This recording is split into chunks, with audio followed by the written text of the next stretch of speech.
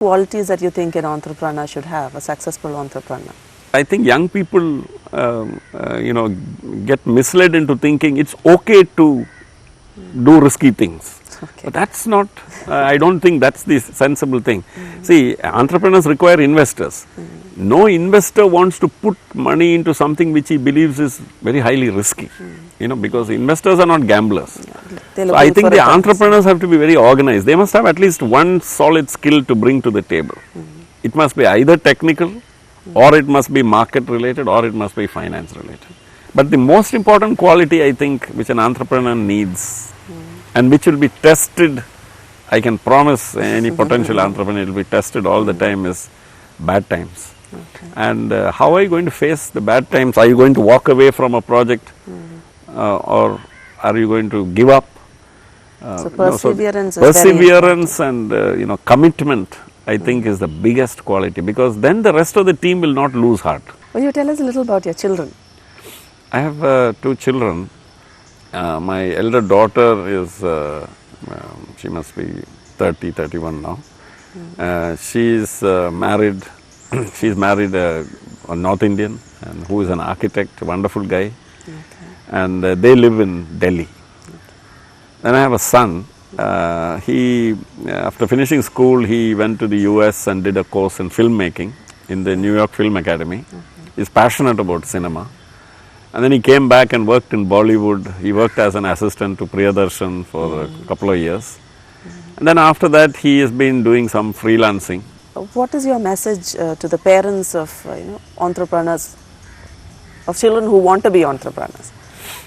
First I have a message to all parents, is that, don't force your children to do things which they don't want to do. Don't force them into IT or into medicine or anything like that. And especially, if they're interested in humanities and all, encourage them. There are enormous careers, variety of careers coming up. What would one typical day in your life look like? Well, I am a very early riser. I wake up before 5 o'clock and then I read. Okay. Because my wife and I have an agreement that I shouldn't bury my nose in a book when she's around. So then about 6 o'clock, when she wakes up, we have a cup of tea, and we go for a walk. Okay. That's a important thing for us. Then I'm at office by 8:30 every day. Though the office time is 9, because that's the best time I get to finish off my work. And then my work life, when I'm not traveling, work life is fairly structured. We have a calendar of meetings which is fixed throughout the year. In the sense that for the whole year it's fixed. That is on Mondays I have my weekly review meeting with those reporting directly to me. Fortnightly we have a management committee meeting. Monthly we have various review meetings. There are 2 or 3 meetings. Every quarter we have. So that way it's structured. Then I visit the factory. If there are some meetings in the factory, I go there. Otherwise I visit the factory at least once a week. I also do work with the Ministry of Health in the Government of India and the Departments of Health in the various states, where we try to promote good blood banking practices, good systems. Because of our extensive knowledge and expertise in the field, we try to make this available, and wherever governments are interested or show some initiative, we are happy to involve themselves with that. So these kind of things keep me going. Then again in the evening, in a normal working day, I try to come back early.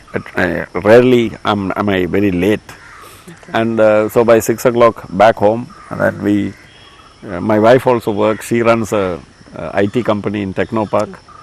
So when we meet in the evening, we talk about the day, and then we have an early dinner normally. By 7 o'clock we would have had dinner.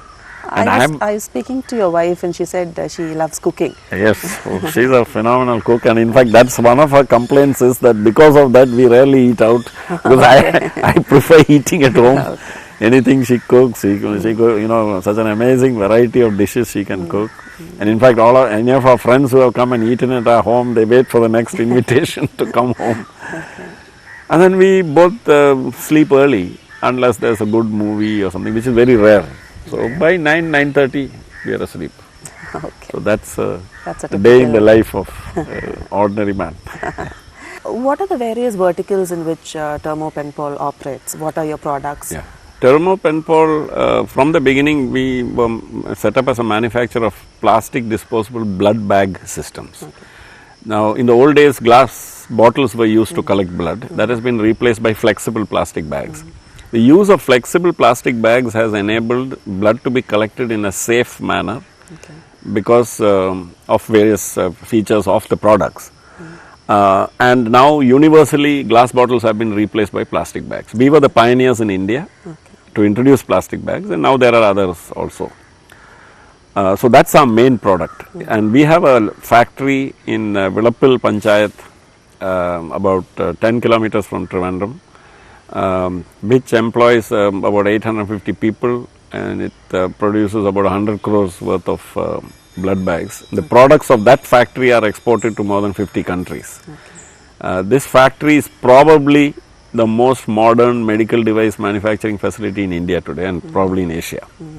We have another smaller manufacturing unit which is called the Medical Systems Group, which manufactures equipment, special purpose equipment which is used to separate blood into plasma, packed cells, platelets, and store them separately.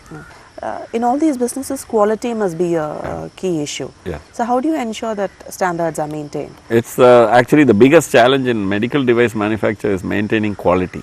And quality cannot, it's very difficult to reduce it to just specifications and standards and things. So, real quality in the medical device manufacturing can be accomplished only by process control, and not just trying, it's only through controlling the processes that you can control the outcomes, End product. the end products. So even though we have terminal sterilization, it is important for us to ensure. So actually, if you see the blood bag manufacturing facility, the entire facility of almost 100,000 square feet is temperature controlled, environment controlled, pressurized, so that no outside air particles can infiltrate into the factory. It is kept at positive pressure, so if any door is opened, even by accident, air can only leave the factory, it cannot enter the factory. Okay, thank you very much. We have a small rapid fire session. Yeah, So we'll wind up on. sure. The first question is, what makes you laugh? Funny things, What makes you cry? sentimental stories. What's one habit that you would like to get rid of? So many bad habits I want to You're get trying rid to of. find out which one. Can't think of any immediately. Greatest passion. Reading. What makes you angry? Unfairness, unreasonableness. Your favorite attire? Casual clothes, t-shirt, jeans. Color? White, light colors. Food? Anything my wife cooks. One person who's inspired you the most? I think Shivraj Ramaseshan. Your favorite book? To Kill a Mockingbird. One book that you suggest that every young person must read? A short history of nearly everything by Bill Bryson. Your world, what does that bring to your mind? A world where people behave with decency and courtesy towards each other. Two major hurdles to success. Selfishness and lack of consideration for others. What's your favorite holiday destination? Anywhere away from a city or town, I enjoy being in. Your birthday? October 2nd, 1952. Okay. It's been a pleasure talking to you, and thank you so much. This is a small token of appreciation. Thank you. Because of the tourism industry's growth, you can imagine the most beautiful spots of Kerala has gone all over the world. If that comes, definitely the opportunities are much more, and Kerala can have a quantum jump in the economic development. If you look at nationally, Kerala is a hotspot destination for them.